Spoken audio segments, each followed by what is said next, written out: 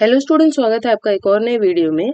आज हम Ralph Waldo Emerson की famous speech the American scholar की समरी को अच्छी तरीके से समझ रहे हैं। इस स्पीच में रैल्फ वॉल्डो एमर्सन ने हमें बताया है कि एक अमेरिकन स्कॉलर को कैसा होना चाहिए, उसमें क्या खूबियां होना चाहिए।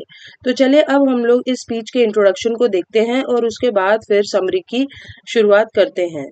तो ये जो स्पीच है द अमेरिकन स्कॉलर, ये रैल्फ वॉल्डो एमर्सन ने फी बेटा कपा ऑनर सोसाइटी के मेंबर्स के सामने, ये फी बेटा कपा जो सोसाइटी है वो हार्वर्ड का ही एक हिस्सा है। तो हार्वर्ड की इस सोसाइटी के मेंबर्स के सामने अगस्त 1837 में उन्होंने इस स्पीच को दिया था। और जैसा मैंने आपको बताया कि इस स्पीच में एमर्सन बता रहे हैं कि अमेरिकन स्कॉलर की सिचुएशन क्या है, उसे इंडिविजुअली कैसा होना चाहिए, दूसरों के साथ उसके क्या संबंध होने चाहिए, ये सब वो बता रहे हैं और अपने हियरर्स यानी जो ऑडियंस है उन्हें मजबूर कर रहे हैं कि आपको कुछ अच्छे एटीट्यूड्स, एक्शंस, कुछ अच्छी वैल्यूज अपने अंदर लानी चाहिए। अब चलिए हम लोग इस स्पीच की समरी को और अच्छे तरीके से समझते हैं। तो एमर्सन अपने लेक्चर की शुरुआत करते हैं जहाँ पे वो अमेरिकन्स से कहते हैं कि हमें इंटेलेक्चुअल एक्टिविटी को अप्रिशिएट करना होगा, जो हमारी जो दिमागी एक्टिविटीज हैं, जिसकी वजह से आज अमेरिका में इतने सारे स्कॉलर्स हैं और स्कॉलरशिप बढ़ रही है। इसके बाद वो कहते हैं कि देयर इज वन मैन, यानी कि जो सारी इंसानियत है, पूरी ह्यूमैनिटी है, उन सभी की एक ही परमात्मा है, एक ही वन मैन है, a type of humanity in which all men must share and to which all men must contribute.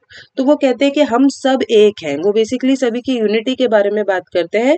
हम सब ह्यूमंस हैं और हम सब एक हैं, ऐसा वो कहते हैं, और इसीलिए हमें कुछ ना कुछ कंट्रीब्यूट करना चाहिए सोसाइटी के प्रति। फिर वो कहते हैं कि कैसे हमें पास्ट, प्रेजेंट और फ्यूचर को ध्यान में रख के काम करना चाहिए।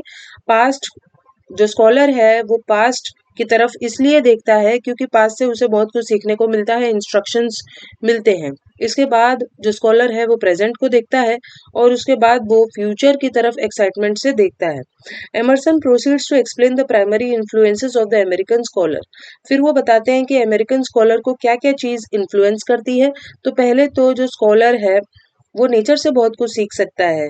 Scholars allow the natural world to impress itself upon their minds. तो humans are closely united with nature, हमारा नेचर के साथ, प्रकृति के साथ एक गहरा संबंध है और प्रकृति ही हमें भगवान के बारे में, ह्यूमैनिटी, इंसानियत और दुनिया के बारे में सिखाती है।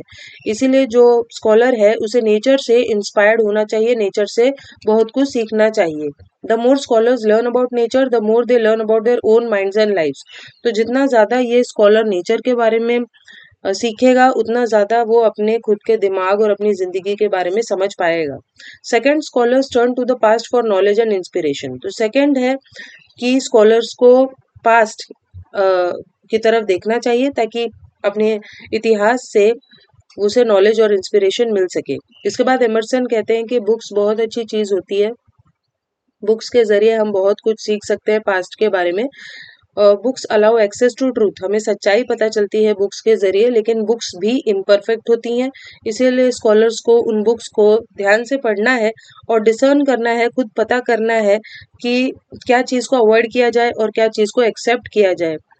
और हर चीज़ को एक्सेप्ट नहीं करना है स्कॉलर को, ऐसा वो कहते हैं, बिना क्रिटिकल असेसमेंट के।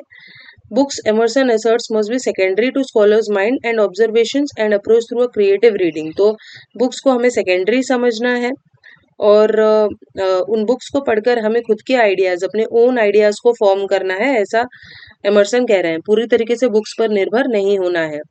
फिर तीसरा, third, scholars must learn from the world around them. Emerson कहते हैं कि हमें अपने आसपास की दुनिया से बहुत कुछ सीखना है। They cannot isolate themselves from everyday life. जो स्कॉलर्स हैं वो अपने आप को आइसोलेट नहीं कर सकते, अपने आप को रोजमर्रा की जिंदगी से दूर नहीं कर सकते, बाकी के ह्यूमन बींग से दूर नहीं कर सकते, क्योंकि सभी लोग एक दूसरे के साथ कनेक्टेड हैं।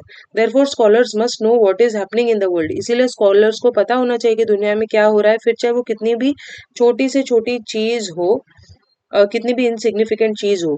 Scholars must also actively participate in the world. Scholars को दुनिया में पार्टिसिपेट करना चाहिए। For this completes the task of thinking and contributes to the ideal of all men working together. क्योंकि सभी लोग दुनिया में काम कर रहे हैं लाइफ और कल्चर को इम्प्रूव करते हुए, इसीलिए हमें भी अब दुनिया में अपना योगदान देना चाहिए। Next, Emerson turns his attention to the duties of scholars. इसके बाद वो बताते हैं कि स्कॉलर्स की ड्यूटीज क्या होती है। तो वो कहते हैं कि स्कॉलर की बहुत सारी ड्यूटीज हैं। जो स्कॉलर खुद बन चुका है उसे हेल्प करना चाहिए कि दूसरे भी स्कॉलर बन जाए। तो इस तरीके से उन्हें दूसरों को चीयर अप करना है, रेज करना है, गाइड करना है। Scholars are to discover and present the truth, और स्कॉलर्स को ट्रुथ को प्रेजेंट करना है, दूसरों को भी सच्चाई के बारे में बताना है। तो स्कॉलर जो है वो दुनिया की आंख है। He is the world's eye and the world's heart, striving to raise people up. To do this scholars must be free and brave. तो ये सब करने के लिए स्कॉलर को आजाद होना और ब्रेव होना, करेजियस होना बहुत जरूरी है। तब ही वो अ, इस तरह के काम कर पाएंगे, और इसीलिए उन्हें अपने आप पे ट्रस्ट और कॉन्फिडेंस होना चाहिए। They must recognise their value and the free strength of their minds and reject all fear. और उन्हें जो अपने दिमाग का जो स्ट्रेंथ है उसे रिकॉग्नाइज करना है और डर को निकाल देना है। Scholar should also embrace self confidence knowing the present universal ideas.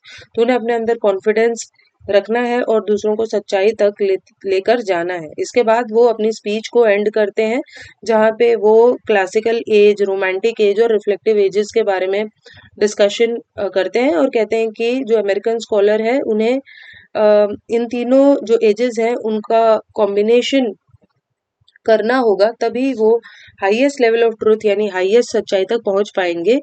और ये करने के लिए इंट्रोवर्जन करना जरूरी है, यानी कि कॉन्टेम्पलेशन यानी मनन करना, अंदर से सोचने की जरूरत है, डीपली रिफ्लेक्ट करने की जरूरत है, तभी हम एक जीनियस बन पाएंगे। तो यहीं पर ये जो स्पीच है वो खत्म हो जाती है। आई होप आपको ये समझ में आई होगी।